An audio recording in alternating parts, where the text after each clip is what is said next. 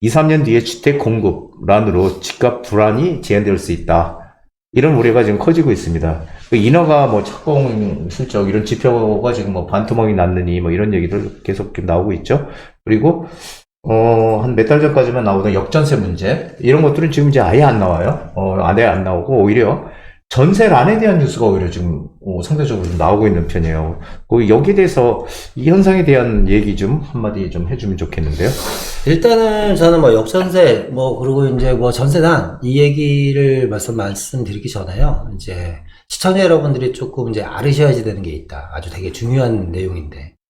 그게 뭐냐면, 특히 이제 이 부동산 시장에 참여를 오래 하신 분들 있잖아요. 이제 뭐 한 50대, 60대 되신 분들, 특히나, 이 얘기를 좀 잘 들으셔야지 될 것 같아요. 무슨 얘기냐면, 그러니까 기존에 우리가 경험했던 시장과는 전혀 다른 시장으로 시장에 진입을 했고, 앞으로 이제 그런 시장이 몇십 년간 펼쳐질 겁니다. 어떤 시장이냐? 시장 자체 사이클이 옛날에 10년 주기설 그랬잖아요. 이제 그런 시장 없다.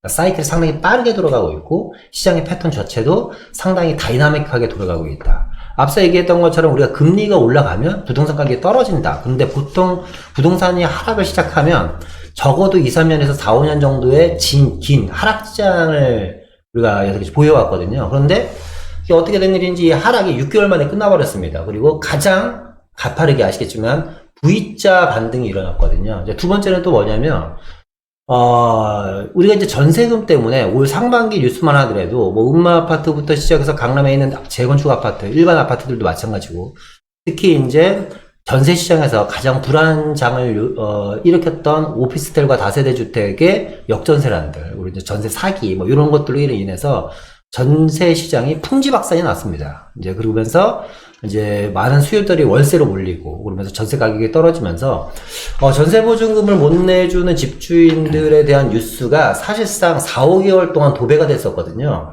그런데 중요한 건 뭐냐면 9월달을 기점으로, 그러니까 전세 물량이 서서히 줄어들고 있다는 뉴스가 조금씩 나오기 시작했고, 지금은, 이제 11월달이죠. 그러고 나서 2달 정도가 지난 지금 시점에서는 드디어 전세 대기 수요가 줄을 서고 있다는 뉴스가 나오고 있습니다. 무슨 얘기냐면, 역전세 내에서 다시, 전셋집을 구하기 힘들다는 뉴스가 나오는 데까지 불과 4개월에서 5개월 정도밖에 뉴스가 바뀌지 않았다는 거죠. 그 시간에 대한 텀이. 그래서 앞서 말씀드렸던 것처럼, 패턴이 상당히 빨라지고 있고, 사이클이 상당히 빨라지고 있기 때문에, 여기서 내가 전점을 잡고, 무슨 고점을 잡고, 타이밍을 잡는다? 그런 거는 상당히 사실상 앞으로 좀 더 어려워질 것 같다라는 말씀드리고 싶고, 얘가 좀 길어졌는데, 그냥 장기적으로, 이제 이렇게 말씀드리고 싶어요. 공급난에 대해서는 일단 주택 공급은 없다. 제가 봤을 때 앞으로, 3기 신도시가 나오려고 하더라도 입주 시점이 앞으로 7, 8년 정도, 빨아봤자 6년 후인데 그 기간 동안에는 어쨌거나 서울의 공급은 없다. 앞으로 10년간 저는 주택 공급이 부족할 거라고 생각됩니다. 특히 서울 지역 같은 경우는 지금 시장 상황이 전세 가격은 올라가고 물건은 쌓이고 매매 물건은 쌓이고 있는 상황에서 전세 가격이 올라가고 있는 시점이다 보니까 거래량이 만약에 안 나온다고 하더라도 이렇게 되는 거죠.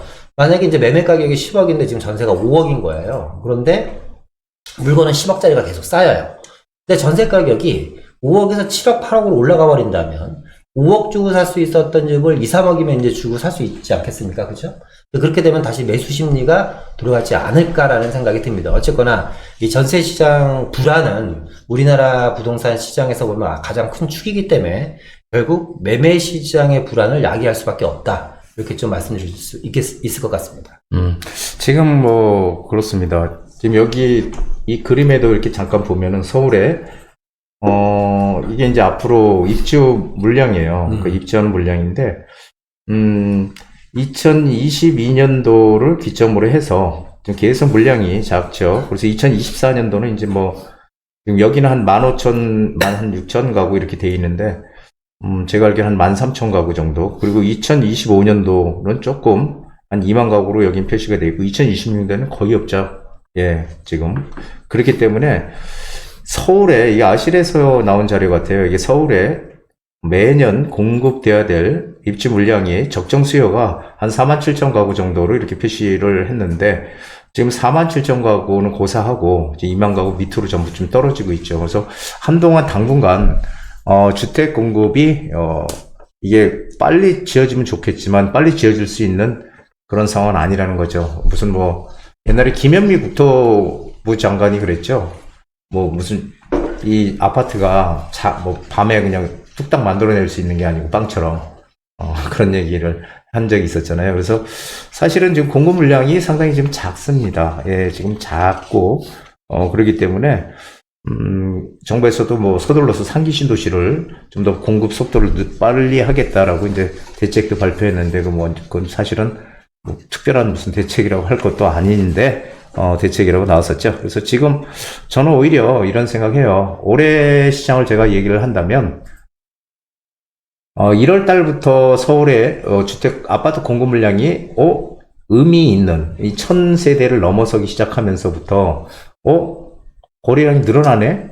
그래서 제가 그런 얘기 많이 드렸죠. 거래량이 늘어난다는 의미는 그 저가의 물건들이 소진이 되면서 또 그거보다 조금 위인 조금 더 중저가 물건들이 소진이 되고 이렇게 계속 올라가는 거거든요. 그래서 거래량이 늘어난다는 건 결국은 매매가를 끌어올린다 이런 얘기를 드렸는데, 그 유의미하게 나온 게 1월 달부터 계속 지금 거래량이 상승하고 있었죠. 그래서 매매 거래량이 상승하면서 매매가를 조금씩 끌어올렸고요. 그리고 뒤늦게 한 3, 4월 달 되니까 전세가가 움직이지 않던 전세가가 전세 거래량이 막 늘어나기 시작해요. 그러면서 또 전세가를 끌어올리기 시작했죠. 그래서 올 상반기는 제가 누누이 말씀드렸지만 매매가가 전세가를 견인하는 그런 시기였다면 6월 이후부터는 상황이 좀 바뀌었어요. 6월 이후부터는 전세가가 급속도로 올라가면서 매매가를 끌어올리는 그런 양상으로 지금 가고 있다는 거죠.